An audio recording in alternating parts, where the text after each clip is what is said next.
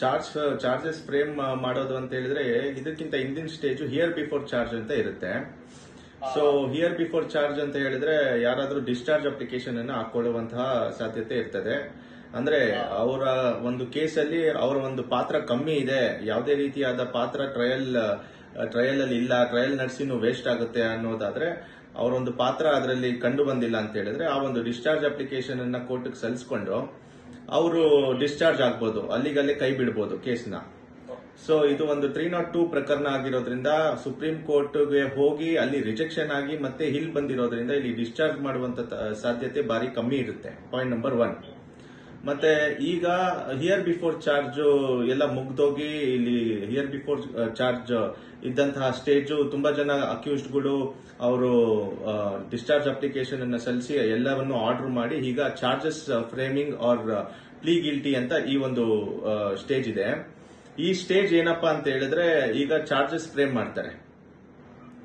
ಮುಂದೆ ಬರುವಂತಹ ದಿನದಲ್ಲಿ ಚಾರ್ಜಸ್ ಫ್ರೇಮ್ ಮಾಡ್ತಾರೆ. ಅಂದ್ರೆ ಎಲ್ಲಾ ಆರೋಪಿಗಳನ್ನು ಅವರದೇ ಆದ ಒಂದು ಭಾಷೆಯಲ್ಲಿ ಕೇಳ್ತಾರೆ, ಅವ್ರ ಮೇಲೆ ಇರುವಂತಹ ಅಲಿಗೇಷನ್ ಅನ್ನ ಓದಿ ಹೇಳ್ತಾರೆ, ಅವರಿಗೆ ಎಕ್ಸ್ಪ್ಲೈನ್ ಮಾಡ್ತಾರೆ. ಸೊ ಅವ್ರು ಅದನ್ನ ಏನು ಸರಿನೋ ತಪ್ಪು ಅಂತ ಹೇಳಬೇಕಾಗುತ್ತೆ. ಮೋಸ್ಟ್ ಆಫ್ ದಿ ಅಕ್ಯೂಸ್ಡ್ ಎಲ್ಲಾನು ಹೇಳೋದು ತಪ್ಪು ಅಂತಾನೆ, ಸುಳ್ಳು ಅಂತಾನೆ ಹೇಳ್ತಾರೆ. ಒಂದು ವೇಳೆ ಇಲ್ಲ ನಾವು ಮಾಡಿದೀವಿ, ಕೊಲೆ ಮಾಡಿದೀವಿ ಅಂತ ಹೇಳಿದ್ರೆ ಆನ್ ದಿ ಸ್ಪಾಟ್ ಹಂಗೆ ಕನ್ವಿಕ್ಷನ್ ಮಾಡ್ತಾರೆ. ಇಲ್ಲ ಅಂತ ಹೇಳಿದ್ರೆ ಎವಿಡೆನ್ಸ್ಗೆ ನೆಕ್ಸ್ಟ್ ಪೋಸ್ಟ್ ಆಗುತ್ತೆ. ಸೊ ನೆಕ್ಸ್ಟ್ ಸ್ಟೇಜ್ ಎವಿಡೆನ್ಸ್ ಅಂತ ಆಗುತ್ತೆ. ಆಮೇಲೆ CW1 CW2 ಅದೆಷ್ಟು ಜನ ವಿಟ್ನೆಸಸ್ ಇದ್ದಾರೆ, 238 ವಿಟ್ನೆಸಸ್ ಇದ್ದಾರೆ ಈ ಕೇಸಲ್ಲಿ. ಸೊ ಅದರಲ್ಲಿ ಫಸ್ಟ್ CW1 to 3 ಸಮನ್ಸ್ ನ ಕೋರ್ಟ್ ಇಂದ ಸಲ್ಲಿಸ್ತಾರೆ. ಆ ಸಮನ್ಸ್ ಹೋಗಿ ರೀಚ್ ಆಗುತ್ತೆ, ಅವರು ಕೋರ್ಟ್ ಬರಬೇಕಾಗತ್ತೆ. ಮತ್ತೆ ಅವರು ಚಾರ್ಜ್ ಶೀಟ್ ಅಲ್ಲಿ ಏನೇನ್ ಸಾಕ್ಷಿಗಳನ್ನ ಹೇಳಿರ್ತಾರೆ, ಸ್ಟೇಟ್ಮೆಂಟ್ ಅನ್ನ ಕೊಟ್ಟಿರ್ತಾರೆ ಪೊಲೀಸರು ಮುಂದೆ, ಅದೇ ಸ್ಟೇಟ್ಮೆಂಟ್ ನ ಇಲ್ಲಿ ಬಾಕ್ಸ್ ಒಳಗಡೆ ಬಂದು ಅವರು ಹೇಳ್ಬೇಕಾಗುತ್ತೆ, ಜಡ್ಜ್ ನ ಮುಂದೆ ಹೇಳ್ಬೇಕಾಗುತ್ತೆ. ಅದನ್ನ ಎಕ್ಸಾಮಿನೇಷನ್ ಇನ್ ಚೀಫ್ ಅಂತ ಕರಿತೀವಿ. ಪ್ರತ್ಯಕ್ಷ ಸಾಕ್ಷಿಗಳು ಅಂತ ಕರೀತಲ್ಲ ಅದು? ಇಲ್ಲ, ಪ್ರತ್ಯಕ್ಷ ಸಾಕ್ಷಿಗಳು ಅಂತಲ್ಲ. ಅದರಲ್ಲಿ ಚಾರ್ಜ್ ಶೀಟ್ ಅಲ್ಲಿ 238 ವಿಟ್ನೆಸಸ್ ಇದೆ. ಅದರಲ್ಲಿ ಯಾರು ಪ್ರತ್ಯಕ್ಷ ಸಾಕ್ಷಿ, ಯಾರು ಪರೋಕ್ಷ ಸಾಕ್ಷಿ ಅದೆಲ್ಲ ಮೆನ್ಷನ್ ಮಾಡಿರ್ತಾರೆ, ಅಲ್ಲೇ ಚಾರ್ಜ್ ಶೀಟ್ ಅಲ್ಲೇ ಮೆನ್ಷನ್ ಮಾಡಿರ್ತಾರೆ. ಬಟ್ CW1 CW2 ಅಂತ ಇರುತ್ತೆ. ಈಗ CW1 ಯಾರು ಕಂಪ್ಲೇನೆಂಟ್ ಯಾರಿರ್ತಾನೆ ಅವನಿರ್ತಾನೆ ಯೂಶಲಿ, ಅವನ್ನ ಕರ್ಸ್ಕೋತಾರೆ ಫಸ್ಟ್. ಆಮೇಲೆ ಅವನು ಕೊಟ್ಟಿರ್ತಕ್ಕಂತಹ ಕಂಪ್ಲೇಂಟ್ ನ ಹಂಗೆ ಅಲ್ಲಿ ಬಾಕ್ಸ್ ಒಳಗಡೆ ಹೇಳುವಂತಹ ಒಂದು ಇದು ಮಾಡ್ತಾರೆ. ಅವನು ಹಂಗೆ ಹೇಳಬೇಕಾಗುತ್ತೆ. ಅದನ್ನ ಎಕ್ಸಾಮಿನೇಷನ್ ಇನ್ ಚೀಫ್ ಅಂತ ಕರಿತೀವಿ. ಅದನ್ನ ಪಬ್ಲಿಕ್ ಪ್ರಾಸಿಕ್ಯೂಟರ್ ಕಡೆಯಿಂದ ಮಾಡಿಸ್ತಾರೆ. ಅದಾದ ನಂತರ ಕ್ರಾಸ್ ಎಕ್ಸಾಮಿನೇಷನ್ ಡಿಫೆನ್ಸ್ ಸೈಡ್ ಇಂದ, ಅಂದ್ರೆ ಆರೋಪಿಗಳ ಪರವಾದ ವಕೀಲರು ಏನ್ ಮಾಡ್ತಾರೆ, ಅವರು ಅದನ್ನ ಕ್ರಾಸ್ ಎಕ್ಸಾಮಿನೇಷನ್ ಮಾಡ್ತಾರೆ. ಅಂದ್ರೆ ಅವರ ಕೊಟ್ಟಿರ್ತಕ್ಕಂಥ ಸ್ಟೇಟ್ಮೆಂಟ್ ಅಥವಾ ಕಂಪ್ಲೇಂಟ್ ಏನಿದೆ ಅಥವಾ ಚೀಫ್ ಎಕ್ಸಾಮಿನೇಷನ್ ಏನಿದೆ ಅದಷ್ಟು ಅಸರ್ಟೈನ್ ಮಾಡಿಕೊಂಡು ಇವರು ಒಂದು ಪ್ರಶ್ನೆಗಳನ್ನ ಫಾರ್ಮ್ ಮಾಡ್ಕೋತಾರೆ. ಆ ಪ್ರಶ್ನೆಗಳನ್ನ ಫಾರ್ಮ್ ಮಾಡಿಕೊಂಡು ಅವರು ಆ ಪ್ರಶ್ನೆಗಳನ್ನ ಆ ಒಂದು ಯಾರು ವಿಟ್ನೆಸಸ್ ಬರ್ತಾರೆ ಅವರಿಗೆ ಹಾಕ್ತಾರೆ. ಅವರು ಅದಕ್ಕೆ ಆನ್ಸರ್ ಮಾಡಬೇಕಾಗಿ ಬರುತ್ತೆ. ಸೊ ಇದನ್ನ ಕ್ರಾಸ್ ಎಕ್ಸಾಮಿನೇಷನ್ ಅಂತ ಕರಿತೀವಿ. ಇವಾಗ ಸಾಕ್ಷಿಗಳು 238 ಸಾಕ್ಷಿಗಳಿದೆ ಅಂತ ಹೇಳ್ತಾರಲ್ಲ, 238 ಸಾಕ್ಷಿಗಳು ಅಂದ್ರೆ ಕೆಲವೊಂದು ಟೆಕ್ನಿಕಲ್ ಎವಿಡೆನ್ಸ್ ಸೇರಿ ಅಲ್ಲ ಅದು? ಎಲ್ಲ ಟೆಕ್ನಿಕಲ್ ಎವಿಡೆನ್ಸ್ ಅಂತ ಹೇಳಿದ್ರೆ ಈಗ ನೋಡಿ, FSL ಈಗ ಆಫೀಸರ್ ಬರ್ತಾನೆ, even he will be one of the witness to the case. ಅವರು ಒಬ್ರು ಇರ್ತಾರೆ, ಡಾಕ್ಟರ್ ಇರ್ತಾರೆ, ಪೋಸ್ಟ್ ಮಾರ್ಟಮ್ ಮಾಡಿರುವಂತಹ ಡಾಕ್ಟರ್ ಇರ್ತಾರೆ, ಅವರು ಒನ್ ಆಫ್ ದಿ ವಿಟ್ನೆಸ್ ಇರ್ತಾರೆ. ಅವ್ರ ಬಾಡಿನ ಪೋಸ್ಟ್ ಮಾರ್ಟಮ್ ಮಾಡಿರ್ತಾರೆ. ಅವ್ರು ಎಲ್ಲೆಲ್ಲಿ ಇಂಜುರಿ ಆಗಿದೆ, ಎಷ್ಟು ಕಡೆ ಇಂಜುರಿ ಆಗಿದೆ, ಎಷ್ಟು ಸೆಂಟಿಮೀಟರ್ ಇಂಜುರಿ ಆಗಿದೆ, ಇವನ್ನೆಲ್ಲ ಹೇಳಿರ್ತಾರೆ ಅವ್ರ ಸ್ಟೇಟ್ಮೆಂಟ್ ಅಲ್ಲಿ. ಸೊ ಅದು ಫಸ್ಟ್ ಚೀಫ್ ಆಗುತ್ತೆ. ಆಮೇಲೆ ಆರೋಪಿ ಪರ ವಕೀಲರು ಅದನ್ನ ಕ್ರಾಸ್ ಎಕ್ಸಾಮಿನೇಷನ್ ಮಾಡ್ತಾರೆ. ಅದನ್ನೇ ಟೆಕ್ನಿಕಲ್ ಎವಿಡೆನ್ಸ್ ಅಂತ ಕರೆಯೋದು. ಸೊ ಈ ಒಂದು ಕೇಸಲ್ಲಿ ಕಣ್ಣಾರೆ ಕಂಡ ಸಾಕ್ಷಿಗಳು ಯಾರು ಇಲ್ಲ, ಅಂದ್ರೆ ಡೈರೆಕ್ಟ್ ಐ ವಿಟ್ನೆಸ್ ಯಾರು ಇಲ್ಲ. ಸರ್ಕಮ್ಸ್ಟೆನ್ಷಿಯಲ್ ಐ ವಿಟ್ನೆಸ್ ಮಾಡ್ಕೊಂಡಿದ್ದಾರೆ, ಇವರೇ ಪೊಲೀಸ್ನವರೇ ಮಾಡ್ಕೊಂಡಿದ್ದಾರೆ. ಅಂದ್ರೆ ಅವರು ಡೈರೆಕ್ಟ್ ಆಗಿ ನೋಡಿಲ್ಲ ಅಂದ್ರೇನು ಲಾಸ್ಟ್ ಸೀನ್ ಥಿಯರಿ ಅಂತ ಒಂದು ಬರುತ್ತೆ ನಮ್ಮ ಕಾನೂನಿನಲ್ಲಿ. ನಾನೀಗ ಹೋಗಿದ್ದನ್ನ ನೋಡಿದೆ, that is called last seen theory. Last seens theory ಅಂತ ಕರಿತೀವಿ. ಅದನ್ನೇನೆ ಐ ವಿಟ್ನೆಸ್ ಆಗಿ ಮಾಡ್ಕೊಂಡಿದ್ದಾರೆ. ಇಟ್ ಈಸ್ ಎನಿವೆ ಅದು ಎಕ್ಸಾಮಿನೇಷನ್ ನಡೆದ ನಂತರ ನಾವೇನೊಂದು ಹೇಳ್ಬೋದು ಅದನ್ನ. ಆದ್ರೆ ಕೊಲೆ ಮಾಡಿರೋದನ್ನ ನೋಡಿದೀನಿ ಅಂತ ಹೇಳುವಂತಹ ಯಾವುದೇ ರೀತಿ ಸಾಕ್ಷಿ ಇದರಲ್ಲಿಲ್ಲ. ಇದು ಈ prosecution beyond reasonable doubt prove ಮಾಡಬೇಕಾಗಿ ಬರುತ್ತೆ. ದರ್ಶನ್ ಅಥವಾ ಅವರ ಸಹಚರರು ಇವ್ರನ್ನ ಯಾರು ಇದಾನಲ್ಲ ಅವ್ರನ್ನ ಕೊಲೆ ಮಾಡಿದ್ದಾರೆ ಅಂತ ಹೇಳೋದಕ್ಕೆ, ಬಲವಾಗಿ ಹೇಳೋದಕ್ಕೆ ಬಿಹಾಂಡ್ ರೀಸನಬಲ್ ಡೌಟ್ ಅವ್ರು ಪ್ರೂವ್ ಮಾಡ್ಬೇಕಾಗಿ ಬರುತ್ತೆ.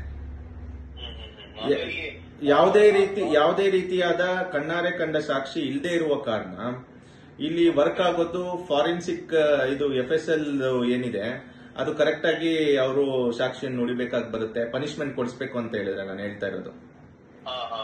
ಆಮೇಲೆ ಫಿಂಗರ್ ಪ್ರಿಂಟ್ ಎಕ್ಸ್ಪರ್ಟ್ಸ್ ಬರ್ತಾರೆ, ಅವರು ಒನ್ ಆಫ್ ದಿ ವಿಟ್ನೆಸ್ ಆಗಿರ್ತಾರೆ.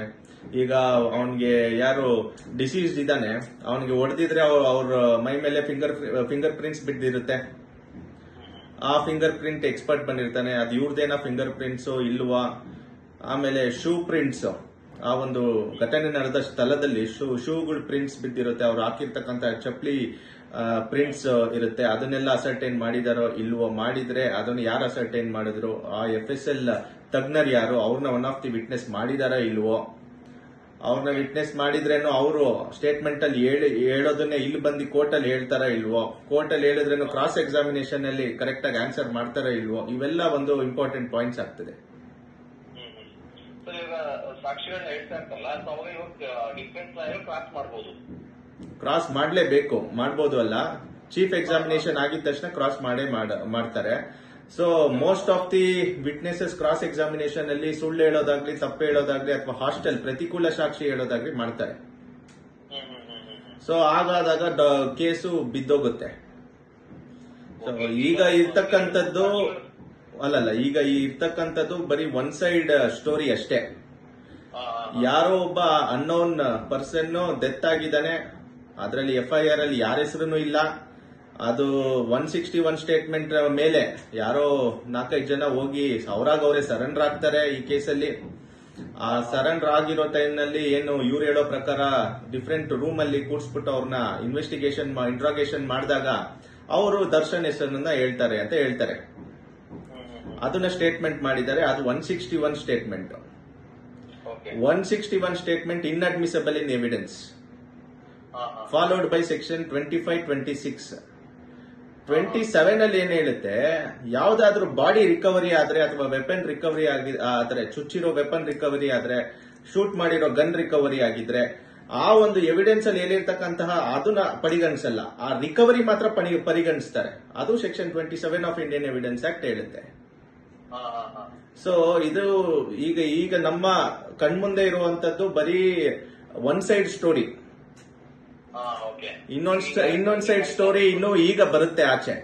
ತಪ್ಪು ಮಾಡಿದಾರೋ ಇಲ್ವೋ, ಹೊಡೆದಿದಾರೋ ಇಲ್ವೋ, ಇವರೇ ಹೊಡೆದಿದಾರೋ ಇಲ್ವೋ, ಯಾರು ಏಟಿಗೆ ಹೊಡೆದಿ ಅವನ್ ಸತ್ತಿದ್ದಾನೆ, ಅದೆಲ್ಲ ಈಗ ಟ್ರಯಲ್ ಅಲ್ಲಿ ಬರುತ್ತೆ. ಅದು ಇವಾಗ ಸಾಕ್ಷಿಗಳು ಹೇಳ್ತಾ ಹೋಗ್ತಾರೆ ಒಂದೊಂದೇ ಇವಾಗ ಟೆಕ್ನಿಕಲ್ ಎವಿಡೆನ್ಸ್ ನೀವು ಹೇಳಿದಾಗೆ FSL ರಿಪೋರ್ಟ್ಸ್ ಇದಾಗ್ಬೋದು ಅಥವಾ ಫಿಂಗರ್ ಪ್ರಿಂಟ್ಸ್ ಆಗ್ಬೋದು, ಯಾವುದೇ ಆಗ್ಲಿ ಅವರೆಲ್ಲ ಹೇಳುವಾಗ ಅವರು ಸರಿಯಾಗಿ ಏನಿದೆಯೋ ಅದನ್ನೇ ಹೇಳ್ಬೇಕು. ಒಂದು ಚೂರು ಹೆಚ್ಚು ಕಮ್ಮಿ ಆದ್ರೂ ಕ್ರಾಸ್ ಮಾಡಿದಾಗ ಅವರು ಸಾಕ್ಷಿ ಸತ್ತೋಗುತ್ತೆ. ಹೌದೌದೌದೌದು. ಆಗ ಏನಾಗುತ್ತೆ, ಇವರು ಆರೋಪಿಗಳಿಗೆ ಅದು ಒಂದು ಒಳ್ಳೆ ಇದಾಗುತ್ತೆ. ಅವ್ರು ಅದನ್ನ ಇಟ್ಕೊಂಡು ಬೇಲ್ ಅಪ್ಲಿಕೇಶನ್ ಅನ್ನು ಸಲ್ಲಿಸುವಂತಹ ಎಲ್ಲ ಪ್ರಯತ್ನ ಮಾಡಬಹುದು. ಅದು ಏನೇನಿದೆಯೋ ಅದನ್ನ ಹೇಳ್ಬೇಕು. ಅವರೊಂದು ಚೂರು ಏನೋ ಹೆಚ್ಚು ಕಮ್ಮಿ ಹೇಳ್ಬೋದನ್ನು, ಸೊ ಡಿಫೆನ್ಸ್ ಲಾಯರ್ ಅದನ್ನ ಮಾಡಬಹುದು. ಕಾಂಟ್ರಡಿಕ್ಷನ್ ಬರುತ್ತಲ್ಲ ಡಿಫರೆನ್ಸ್ ಹೇಳಿದ್ರೆ, ಸೊ ಅದು ಇವರಿಗೆ ಉಪಯೋಗ ಆಗುತ್ತೆ, ಆರೋಪಿಗಳಿಗೆ ಉಪಯೋಗ ಆಗುತ್ತೆ. ಈಗ ಚಾರ್ಜ್ ಶೀಟ್ ಅಲ್ಲಿ ಒಂದು ಹೇಳಿಕೆ ಇದೆ, ಇಲ್ಲಿ ಬಂದು ಒಂದು ಹೇಳಿಕೆ ಕೊಡ್ತಾ ಇದಾರೆ ಅಂದ್ರೆ ಸಾಕು, ಅದು ಅಲ್ಲಿಗೆ ಆ ಸಾಕ್ಷಿ ಫೇಲ್ ಆಯ್ತು ಅಂತಾರ. ಹೌದು. ಸರ್ ಈಗ ಕೆಲವೊಂದು ಸುದ್ದಿ ಏನಪ್ಪಾ ಅಂತಂದ್ರೆ, ಇವ್ರು ಬೇಕಂತಾನೆ ಲೇಟ್ ಮಾಡ್ತಾವ್ರೆ, ಚಾರ್ಜ್ ಫ್ರೇಮ್ ಮಾಡೋದನ್ನ ಬೇಕಂತ ಲೇಟ್ ಮಾಡ್ತಾವ್ರೆ, ಸೊ ಅಂತ ಸುದ್ದಿ ಬರ್ತಾರೆ. ಸೊ ಚಾರ್ಜ್ ಫ್ರೇಮ್ ಲೇಟ್ ಮಾಡೋದ್ರಿಂದ ಇವ್ರಿಗೆ ಲಾಭ ಇದೆಯಾ? ಯಾಕೆ ಈ ತರ ಮಾಡ್ತಾವ್ರೆ? ಇಲ್ಲ. ಈಗ ನೋಡಿ, discharge application here before charge ಅಂತ ಏನಿದೆ, ಅದು ಒಂದು ಪ್ರತಿಯೊಬ್ಬ ಆರೋಪಿದು ರೈಟ್. ಈಗ ಈ ಕೇಸಲ್ಲಿ 17 ಜನ ಆರೋಪಿಗಳಿದ್ದಾರೆ. 17 ಜನ ಆರೋಪಿಗಳಿಗೂ ಹಿಯರ್ ಬಿಫೋರ್ ಚಾರ್ಜ್ ಮಾಡಬೇಕು ಅನ್ನೋದು ಒಂದು ರೈಟ್ ಇದೆ ಅವರಿಗೆ. ಆ ರೈಟ್ ಅನ್ನು ಅವ್ರು ಎಕ್ಸಿಕ್ಯೂಟ್ ಮಾಡ್ತಾ ಇದ್ದಾರೆ. ಅದನ್ನ ಯಾರು ಬೇಡ ಅನ್ನೋ ಅಂತ ಯಾರಿಗೂ ರೈಟ್ ಬರಲ್ಲ. ಅದ್ ನೀನ್ ಹಾಕ್ಬೇಡ, ಡಿಸ್ಚಾರ್ಜ್ ಅಪ್ಲಿಕೇಶನ್ ಹಾಕ್ಬೇಡ, ಲೇಟ್ ಆಗುತ್ತೆ, ಇಟ್ ಈಸ್ ದೇರ್ ರೈಟ್. ಅವ್ರು ಹಾಕ್ತಾರೆ, ಅದು ಅವ್ರ ಕಾನೂನಿನ ಒಂದು ಹಕ್ಕು, ಅದನ್ನ ಯೂಸ್ ಮಾಡ್ಕೊಂತ ಇದ್ದಾರೆ. ಸೊ ಅದರಿಂದ ಏನಾಗುತ್ತೆ ಅಂತ ಹೇಳಿದ್ರೆ, ಸೊ ಯೂಶಲಿ ಇಂಥ ಒಂದು ಸೀರಿಯಸ್ ಪ್ರಕರಣಗಳಲ್ಲಿ, ಅದು ಇದು ಹೈಕೋರ್ಟ್ ಅಲ್ಲಿ ಬೇಲ್ ಅಪ್ಲಿಕೇಶನ್ ಅಲೌ ಆಗಿ ಸುಪ್ರೀಂ ಕೋರ್ಟ್ ಅಲ್ಲಿ ರಿಜೆಕ್ಟ್ ಆಗಿರೋದ್ರಿಂದ ಈ ಡಿಸ್ಚಾರ್ಜ್ ಆಗುವಂತದ್ದು ಇದು ತುಂಬಾ ಕಷ್ಟ. ಯಾರಿಗೂ ಡಿಸ್ಚಾರ್ಜ್ ಕೋರ್ಟ್ ಮಾಡಲ್ಲ. ಸೊ ಆದ್ರಿಂದ ಇದು ಒಂದು ಆಸ್ಪೆಕ್ಟ್ ನ ಅವರು ತಲೆಗೆ ಹಾಕೊಂಡು ಡೈರೆಕ್ಟ್ ಚಾರ್ಜ್ ಮಾಡಿ ಟ್ರಯಲ್ ಮಾಡಿದ್ರೆ ಅವ್ರಿಗೆ ಒಳ್ಳೇದಾಗುತ್ತೆ, ಆದಷ್ಟು ಬೇಗ ಆಚೆ ಬರ್ತಾರೆ. ಇಲ್ಲಾಂದ್ರೆ ಇದೇ ಮಾಡ್ಕೊಂಡಿದ್ರೆ ಇದೇ ಒಂದ್ 2 ವರ್ಷ ಆಗತ್ತೆ, ಟೈಮ್ ವೇಸ್ಟ್ ಆಗುತ್ತೆ. ಎವಿಡೆನ್ಸ್ ಆಗ್ದಿರಾ ಇನ್ನು 238 ವಿಟ್ನೆಸ್ಗಳಿದ್ದಾರೆ. ಅವರಷ್ಟು ಜನನು ಇವರು ಯಾವಾಗ ಟೆಸ್ಟಿಫೈ ಮಾಡ್ತಾರೆ ಅನ್ನೋದೇ ಒಂದು ಇದು. ಇನ್ನೊಂದು ದರ್ಶನ್ ಪರ ವಕೀಲರು ಏನು ಡಿಮ್ಯಾಂಡ್ ಮಾಡಿದ್ದಾರೆ ಅಂದ್ರೆ ಪ್ರೆಸೆಂಟ್ ಇರಬೇಕು ಫಿಸಿಕಲಿ. ದರ್ಶನ್ ಅವರಾಗಿರ್ಬೋದು ಅಥವಾ ಅವರ ಸಹಚರರಾಗಿರ್ಬೋದು, ಫಿಸಿಕಲಿ ಪ್ರೆಸೆಂಟ್ ಇರಬೇಕು. ಸೊ ಏನು ಹೇಳಿಕೆ ಕೊಡುವಾಗ ಅಥವಾ ಚಾರ್ಜ್ ಫ್ರೇಮ್ ಮಾಡುವಾಗ ಫಿಸಿಕಲಿ ಪ್ರೆಸೆಂಟ್ ಇರಬೇಕು ಅನ್ನೋ ಒಂದು ಬೇಡಿಕೆ ಇಟ್ಟಿದ್ರು ಕೋರ್ಟ್ ಮುಂದೆ. ಸೊ ಅದಕ್ಕೆ ಅಪ್ರೂವ್ ಮಾಡಿದೆ. ಅಂದ್ರೆ ಓಕೆ, ಫಿಸಿಕಲಿ ಅಪೇರ್ ಆಗ್ತಾರೆ ಅಂತ ಏನೋ ಸುದ್ದಿ ಬರ್ತಾ ಇದೆ. ಸೊ 3ನೇ ತಾರೀಕು ಚಾರ್ಜ್ ಫ್ರೇಮ್ ಮಾಡಲಾಗುತ್ತೆ. ಯಾವ ತರ ಇರುತ್ತೆ ಪ್ರೋಸೆಸ್ ಅದೆಲ್ಲ? ಅಂದ್ರೆ ನಾನು ಈಗಾಗಲೇ ಚಾರ್ಜಸ್ ಬಗ್ಗೆ ಹೇಳಿದ್ದೆ, ಚಾರ್ಜಸ್ ಫ್ರೇಮ್ ಹೆಂಗ್ ಮಾಡ್ತಾರೆ ಅಂತ ಹೇಳ್ಬಿಟ್ಟು. ಈಗ ಫಿಸಿಕಲ್ ಪ್ರೆಸೆನ್ಸ್ ಅನ್ನೋದು ನೋಡಿ, ಈಗ section 273 of CRPC, if I am not wrong, ಎಲ್ಲ ಹಿರಿಯ ವಕೀಲರು ಎಲ್ಲರೂ ನೋಡ್ತಾ ಇರ್ತಾರೆ. If I am not wrong, section 273 of CRPC ಪ್ರಕಾರ ಅವ್ರನ್ನ ಆರೋಪಿಯನ್ನು ಮುಂದಿಟ್ಕೊಂಡು, ಅಂದ್ರೆ ಆರೋಪಿ ಪ್ರೆಸೆನ್ಸ್ ಇರಬೇಕು. ಯಾವುದೇ ಒಂದು ಟ್ರಯಲ್ ನಡಿಬೇಕಾದ್ರೆ ಆರೋಪಿಯ ಪ್ರೆಸೆನ್ಸ್ ಇರಬೇಕು. ಅವ್ರನ್ನ ಪ್ರೆಸೆಂಟ್ ಇಟ್ಕೊಂಡು ಅದನ್ನ ಸಾಕ್ಷಿಗಳನ್ನ ಎಕ್ಸಾಮಿನೇಷನ್ ಮಾಡೋದಾಗ್ಲಿ ಚಾರ್ಜ್ ಮಾಡೋದಾಗ್ಲಿ ಮಾಡಬೇಕಾಗಿ ಬರುತ್ತೆ. ಇದು ಒಂದು. ಈಗ ನಾವು ಹಲವಾರು ಮರ್ಡರ್ ಪ್ರಕರಣಗಳನ್ನ ನಡೆಸ್ತಾ ಇರೋದ್ರಿಂದ ಈಗ ಏನ್ ಮಾಡ್ತಾರೆ, ಎಲ್ಲಾ ಅಕ್ಯೂಸ್ಡ್ಗಳನ್ನು ಅಲ್ಲಿಂದ JC ಇಂದ ಕರ್ಕೊಂಡ್ ಬರೋದು ಕಷ್ಟ ಆಗುತ್ತೆ ಅಂತ ಹೇಳ್ಬಿಟ್ಟು ವಿಡಿಯೋ ಕಾಲ್ ಇಂದ ಪ್ರೊಡ್ಯೂಸ್ ಮಾಡ್ತಾರೆ ಅವ್ರನ್ನ. ವಿಡಿಯೋ ಕಾಲ್ ಇಂದ ಅವ್ರ ಡೇಟ್ ಇರುತ್ತಲ್ಲ, ಆ ಡೇಟ್ ದಿನಾಂಕ ಒಂದು ಸ್ಪೆಸಿಫಿಕ್, ಆ ದಿನ ಆ ಟೈಮಿಂಗ್ ಒಂದು ಫಿಕ್ಸ್ ಮಾಡ್ತಾರೆ. ಆ ಟೈಮಿಂಗ್ ಅಲ್ಲಿ ಅವ್ರನ್ನ ಪ್ರೊಡ್ಯೂಸ್ ಮಾಡ್ತಾರೆ. ಪ್ರೊಡ್ಯೂಸ್ ಮಾಡಿ ಅವರ ಮುಂದೆ ಒಂದು ಸಾಕ್ಷಿ ವಿಚಾರಣೆಗಳನ್ನ ನಡೆಸೋದನ್ನ ಅಥವಾ ಚಾರ್ಜಸ್ ಫ್ರೇಮ್ ಮಾಡೋದನ್ನಾಗ್ಲಿ ಮಾಡ್ತಾರೆ. ಈಗ ಒಂದು ವೇಳೆ ಅಕ್ಯೂಸ್ಡ್ JC ಅಲ್ಲಿ ಇದ್ದು ಚಾರ್ಜಸ್ ಫ್ರೇಮ್ ಮಾಡಬಹುದಾ ಅಂದ್ರೆ ಮಾಡಬಹುದು. ಅವರು ಕೇಳ್ತಾರೆ, ಓದಿ ಹೇಳ್ತಾರೆ, ಅವ್ರ ಮೇಲೆ ಇರ್ತಕ್ಕಂತಹ ಒಂದು ಅಲಿಗೇಷನ್ ಅನ್ನ ಓದಿ ಹೇಳ್ತಾರೆ. ಅವ್ರಿಗೆ ಅಕ್ಯೂಸ್ಡ್ಗೆ ತಿಳಿದಿರ್ತಕ್ಕಂಥ ಲ್ಯಾಂಗ್ವೇಜ್ ಅಲ್ಲಿ ಅವ್ರಿಗೆ ಎಕ್ಸ್ಪ್ಲೈನ್ ಮಾಡಿ ಹೇಳ್ತಾರೆ, ನೋಡಪ್ಪ ನಿನ್ ಮೇಲೆ ಈ ತರ ಅಲಿಗೇಷನ್ ಇದೆ, ಏನ್ ಹೇಳ್ತೀಯ ನೀನು ಅಂತ ಕೇಳ್ತಾರೆ. ಅವ್ರು ಸುಳ್ಳು ಅಂತ ಹೇಳ್ತಾರೆ. ಆಗ ಚಾರ್ಜಸ್ ಫ್ರೇಮ್ ಆಯ್ತು. ಆ ಚಾರ್ಜಸ್ ಫ್ರೇಮ್ ಆಗಿರ್ತಕ್ಕಂಥ ಒಂದು ದಾಖಲೆ ಏನಿದೆಯಲ್ಲ, ಅದಕ್ಕೆ ಅಕ್ಯೂಸ್ಡ್ ನ ಒಂದು ಸಿಗ್ನೇಚರ್ ಬೇಕಾಗುತ್ತೆ. ಸೊ ಇವರು JC ಅಲ್ಲಿ ಇರೋದ್ರಿಂದ ಇಲ್ಲಿಂದ ಡೈರೆಕ್ಟ್ ಮಾಡುತ್ತೆ ಒಬ್ರನ್ನ, ಈ ಪೇಪರ್ಗೆ ಸಿಗ್ನೇಚರ್ ಹಾಕ್ಸ್ಕೊಂಡ್ ಬಂದು JCಗೆ ಹೋಗ್ಬಿಟ್ಟು ಅಂತ ಹೇಳ್ಬಿಟ್ಟು ಒಬ್ಬ ಕೋರ್ಟ್ ಆಥರೈಸ್ಡ್ ಪರ್ಸನ್ ಅನ್ನ ಅಲ್ಲಿ ಡೈರೆಕ್ಟ್ ಮಾಡುತ್ತೆ, ಹೋಗಿ ಸಿಗ್ನೇಚರ್ ಹಾಕ್ಸ್ಕೊಂಡ್ ಬನ್ನಿ ಅಂತ. ಅವಾಗ ಅವ್ರು ಏನ್ ಮಾಡ್ತಾರೆ, ಕೋರ್ಟ್ಗೆ ಹೋಗಿ ಸಿಗ್ನೇಚರ್ ಹಾಕಿಸ್ಕೊಂಡು ಬರ್ತಾರೆ. ಇದು ಒಂದಿದೆ. ಸೊ ಇನ್ನ ಒಂದು ಅವ್ರನ್ನ ಫಿಸಿಕಲಿ ಪ್ರೊಡ್ಯೂಸ್ ಮಾಡಿ ಅಂತ ಹೇಳ್ತಾರೆ ನೋಡಿ, ಇದು ಇನ್ನೂ ಒಳ್ಳೇದು. ಯಾಕೆ ಒಳ್ಳೇದು ಅಂತ ಹೇಳ್ತೀನಂದ್ರೆ, ಈಗ ಕೆಲವೊಂದು ಕೋರ್ಟ್ ಹಾಲ್ಗಳಲ್ಲಿ ಏನಾಗುತ್ತೆ, ಅವರು ಪ್ರೊಡ್ಯೂಸೇ ಮಾಡಿರಲ್ಲ, ಪ್ರೊಡ್ಯೂಸ್ಡ್ ಅಂತ ಹೇಳ್ಬಿಟ್ಟು ಅವರೇ ಡೇಟ್ ಮುಂದಕ್ಕೆ ಹಾಕ್ತಾರೆ.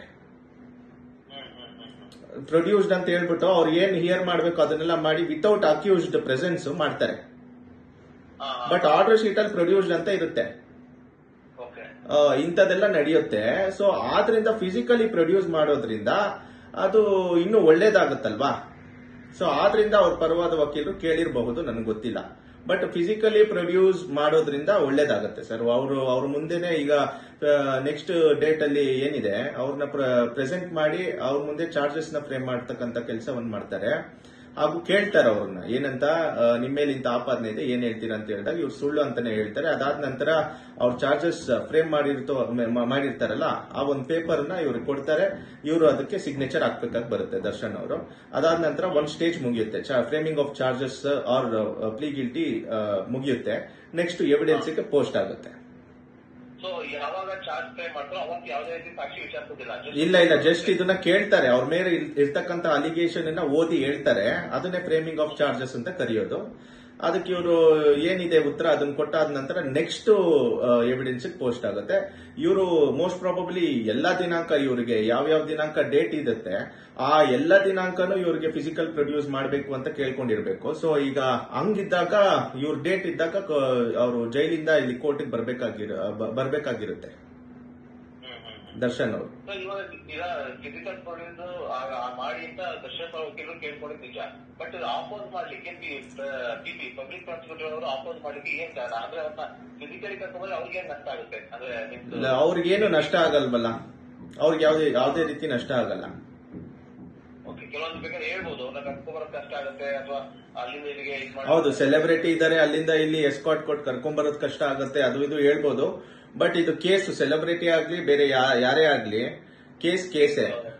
ಈಗ ಸೆಲೆಬ್ರಿಟಿ ಆಗಿರೋದ್ರಿಂದ ಅವ್ರನ್ನೇನು ಆಚೆ ಬಿಟ್ಟಿಲ್ಲ ಅಲ್ಲ, ಒಳಗಡೆ ಇದ್ದಾರೆ. ಆದ್ರಿಂದ ಕಾನೂನಲ್ಲಿ ಯಾವ ಪ್ರಾವಿಷನ್ಸ್ ಇದೆ ಅದ್ರ ಪ್ರಕಾರ ನಡ್ಕೊಂಡು ಹೋಗ್ಲೇಬೇಕಾಗಿ ಬರುತ್ತೆ. ಓಕೆ ಸರ್, ಈಗ ಚಾರ್ಜ್ ಫ್ರೇಮ್ ಹೇಗಾಗುತ್ತೆ ಅನ್ನೋದ್ರ ಬಗ್ಗೆ ಸ್ವಲ್ಪ ತಿಳಿಸ್ಕೊಟ್ರೆ, ಯಾಕಂದ್ರೆ ಎಷ್ಟೋ ಜನ ಮಾಹಿತಿ ಇರಲಿಲ್ಲ. ಸುಮ್ಮನೆ ಚಾರ್ಜ್ ಫ್ರೇಮ್ ಆಗ್ತಿದೆ ಅನ್ನೋದಷ್ಟೇ ಬರ್ತಾ ಇತ್ತು ಸುದ್ದಿ. ಬಟ್ ಅದು ಯಾವ ರೀತಿ ಆಗುತ್ತೆ ಅನ್ನೋದನ್ನ ಸಂಪೂರ್ಣವಾಗಿ ತಿಳಿಸ್ಕೊಟ್ರೆ. Thank you sir. Thank you.